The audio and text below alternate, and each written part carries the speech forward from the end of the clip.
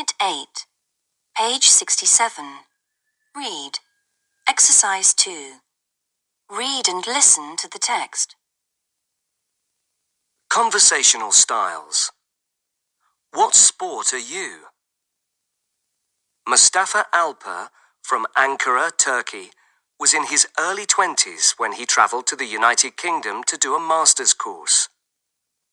He soon made friends with other international students, and he especially hit it off with a group of students from Argentina. Although their cultural backgrounds were quite different, they enjoyed sitting in cafes, drinking coffee and having lively discussions about football, food and cars. Mustafa also met students from other countries, including Japan and Korea.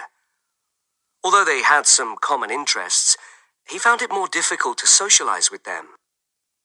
He felt that they were somewhat reticent, and his efforts to join conversations were often met with an uncomfortable silence.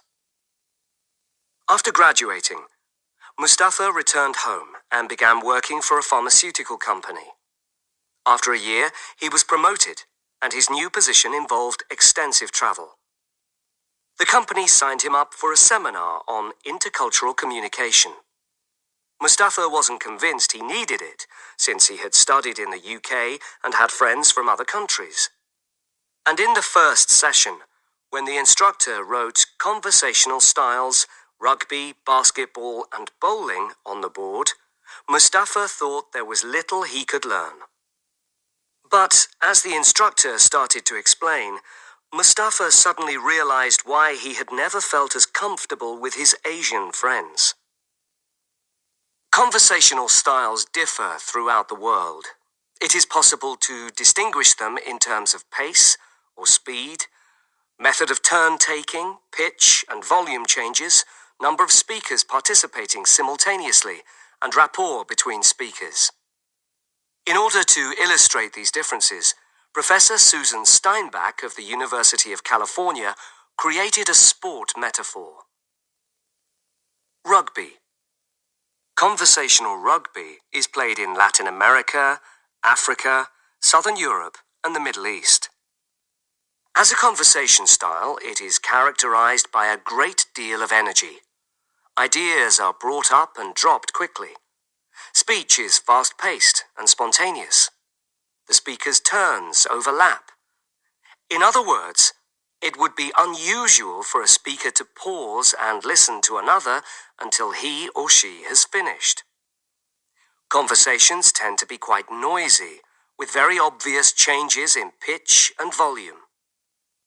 Playing conversational rugby also involves more physical contact and gesturing, although the extent of this may depend on the gender of the speakers and cultural norms. Rapport between speakers is important, as is their camaraderie. Basketball. Conversational basketball is played in the UK, the USA, Canada and Australia. In this style, as in the game of basketball, speakers try to gain control of the conversation, which is symbolized by the ball. Speakers try to hold the floor by using phrases such as, "Let me see. I wanted to talk to you about. Just give me a minute to think." This is like dribbling the ball. Speakers may interrupt each other or steal the ball in order to make a point. However, once a speaker has made his or her point, it is important to toss the conversational ball to others. This can be done by asking for an opinion. Without passing to other speakers, the conversational basketball can turn into conversational rugby, with speakers' turns overlapping as they tackle each other to gain control.